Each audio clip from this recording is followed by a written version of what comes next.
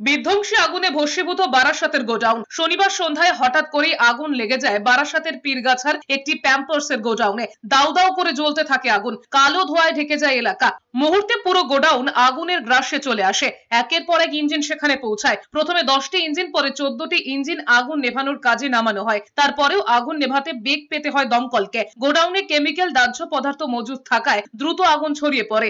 আগুন লাগায় পাশের রাস্তা দিয়ে যান চলাচল বন্ধ করে দেওয়া হয়। 5 থেকে 10 কিলোমিটার দূর থেকে আগুনের লেলিহান শিখা দেখতে পাওয়া যায়। খালি করে দেওয়া হয় আশপাশের এলাকা। তবে ঠিক কিভাবে আগুন লেগেছে তা স্পষ্ট না হলেও অনুমান শর্ট সার্কিট থেকে আগুন লেগে থাকতে পারে। ওর মধ্যে অনেকগুলো তেলের গাড়ি আছে, তারপরে ছোট ছোট 107 গাড়ি আছে, ঠিক আছে।